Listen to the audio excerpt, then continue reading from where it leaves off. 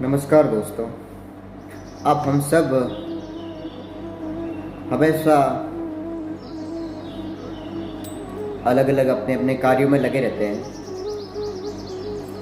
दिन रात भाग दौड़ करते हैं और सुकून ढूंढते हैं। धन के लिए अगर अपने स्वास्थ्य को जोखिम में डालना पड़े तो ये कदाचित उचित नहीं है। हमें धन के साथ में स्वास्थ्य का भी बहुत ख्याल रखना जरूरी है। आज देखने जाए तो आज की जो स्थिति है, जितनी भी हम पैसा कमाते हैं, जितना भी धन कमाने की चाहत रखते हैं, दिन प्रतिदिन इच्छाएं बढ़ती जाती है। अगर शुरुआत में 2 वक्त की रोटी जुटाने के लिए हम भागते हैं, अगर 2 वक्त की रोटी मिल जाती है तो इसके उपरांत हम और भी कोई ख्वाहिश रखते हैं। हमारा अच्छा बड़ा घर हो, बड़ा परिवार हो, पब्लिक में समाज में कीर्ति हो, बड़े बड़े ट्रस्ट मंदिरों में समाजों में ऊंचा नाम हो। धीरे धीरे वो भी हो जाता है तो और भी इच्छाएं बढ़ती जाती है। बड़ी बड़ी गाड़ियाँ वगैरह जो भी है, बहुत कुछ, मतलब जो मानव की इच्छा शक्ति है वो बहुत बड़ी है और उसमें इच्छाएं बढ़ती जाती है। लेकिन उससे संभवतः तो कोई रास्ता नहीं निकलता कि हम वास्तव में सही राह पे चलते हैं या नहीं चलते। इतनी सब चीज़ें हासिल होने के उपरांत भी अगर देखने जाए तो कभी कभार स्वास्थ्य बिगड़ जाता है। तो कभी विचार आता है कि इतना कुछ हमने किया, शुरुआती उम्र पैसा कमाने के लिए आधी उम्र चली गई, और जब पैसा कमाया तो आधा पैसा फिर शरीर ठीक करवाने के लिए चला जाता है। और समय आने पर, उम्र होने पर ना तो पैसा बचता है और ना ही उम्र बचती है, और फिर इस दुनिया को छोड़ के हमें जाना पड़ता है।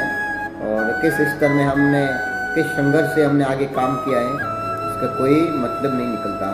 इसलिए धन के साथ में धर्म का होना बहुत ही ज़रूरी है। अगर धन का संचय करना है, धन को सही राह पर लगाना है, तो हमें निरंतर धन के साथ धर्म बहुत ज़रूरी है।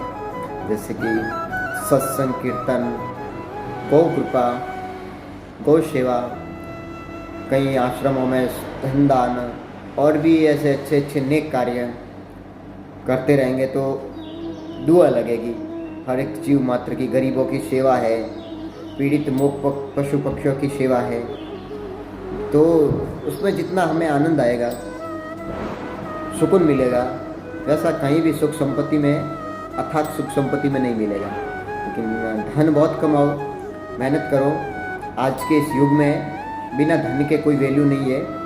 अगर धर्म करने की इच्छा भी हो, अगर धन नहीं है तो फिर क्या करेंगे?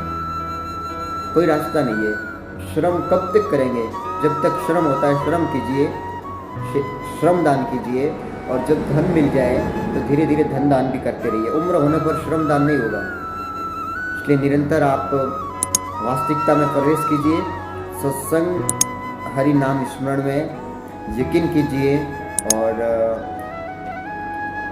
ये बात प्रूफ है कि आप अगर वास्तविक धर्म आधारित कोई सेवा कार्य करते हैं तो ईश्वर की दुआ या हर एक जीव मात्र की दुआ आपके पीछे, आपके ऊपर काम करेगी और दुआ लगेगी, और आप अकाल मृत्यु से भी बच सकते हैं। और अगर कम भी जिए ना तो भी आपको बहुत सुकून मिलेगा कि वाह, बहुत अच्छी ज़िंदगी थी, बहुत ही सुकून से ज़िंदगी जी। भले कम जियो लेकिन उच्च जियो, बात का मुख्य उदाहरण यही है। हर एक नई कहावत के साथ में मैं आपके सामने आऊँगा। जालम सिंह रुद्वा। जय श्री राधे।